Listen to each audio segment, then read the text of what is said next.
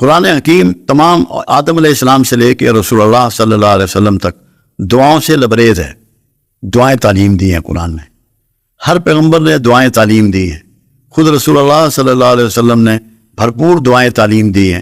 اور حسن و حسین ایک ایسی کتاب ہے جو سرکار کی دعاؤں سے اس پر وہ منتقل لکھی گئی ہے. پوری دعائیں آپ کی. سمجھنا یہ ہے اگر دعاؤں کے اثرات نہیں آنے، دعاؤں سے آپ کی تقدیر میں تبدیلی نہیں آنی، تو یہ ہمیں دھوکہ دیا گیا نعوذ باللہ معاذ اللہ.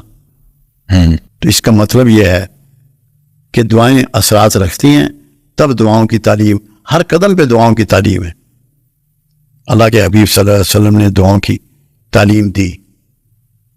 ایک ایسی بات جو حدیث مبارکہ ہے، بخاری و مسلم کی حدیث مبارکہ ہے، آپ نے فرمایا کچھ ایسے لوگ ہیں پراگندہ حال والے، الجھے بالوں والے، کہ تمہارے دروں پہ آئیں تو دھتکار دیے جائیں، مگر اللہ پر کوئی قسم کھا لے تو اللہ ٹالتا نہیں.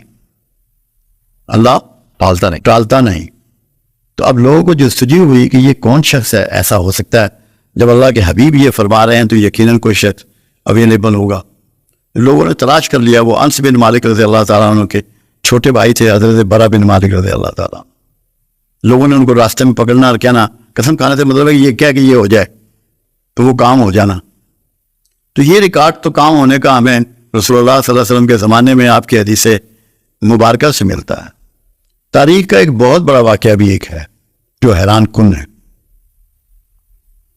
محی الدین ابن عربی رحمۃ اللہ علیہ کے والد شیخ عبد القادر جیلانی علیہ رحمہ کے مرید خاص تھے. ایک دن کہنے لگے، یہ فصوص الحکم میں درج ہے یہ واقعہ، محی الدین ابن عربی نے اپنی کتاب میں اس کو رقم کیا ہے، کہ میرے اولاد نہیں ہیں.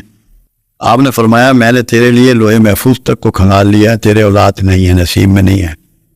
انہوں نے کہا پھر آپ جیسے اتنے بڑے بزرگ کا مرید ہونے کا مجھے کیا فیض ہوا؟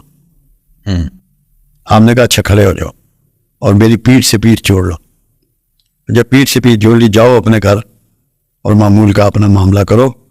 تم اپنے بیٹے کا نام میرے نام پہ محی الدین رکھنا. جاؤ. اور پھر اللہ نے ان کو بیٹا دیا ان کی دعا سے. محی الدین ابن عربی بہت بڑا نام ہے، تصوف کا بہت بڑا نام ہے. تو یہ واقعات تو ہیں، انہونیاں تو ہوتی ہیں. کیونکہ دیکھیں اس کے لیے ایک بات بہت خوبصورت کہی میرے آقا نے. آپ چچا کی خیریت پوچھنے گئے حضرت ابو طالب کی، ان کے گھر. جب گھر میں انٹر ہوئے تو انہوں نے چارپائی پہ وہ لیٹے ہوئے تھے، آواز دیو بھتیجے، سنا تیرا اللہ تیری بہت مانتا ہے. تو اللہ کے رسول نے کیا جواب دیا؟ چچا تم بھی اللہ کی ماننی شروع کر دو، تمہاری ماننی شروع کر دے گا. جو لوگ اللہ کی مانتے ہیں اللہ ان کی مانتا ہے. ویسے تو وہ سب کو کہتا ہے کہ میں تمہاری سنتا ہوں، میں تمہاری قبول کرتا ہوں، میں تمہاری شہرت سے قریب ہوں. تو اللہ تو اپنے وعدے میں سچا اور پکا ہے، یقیناً قبول کرتا ہے. مگر ہمارے مانگنے میں فرق ہوتا ہے کہ وہ ہمیں ڈوٹ کے نہیں مانگتے. جب ہم دعائیں مانگتے ہیں تو کہتے ہیں متے اللہ سن لو. جب متے موجود ہے تو پھر مزہ نہیں آتا.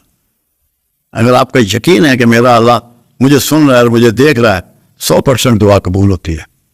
میرا تجربہ تو یہی ہے.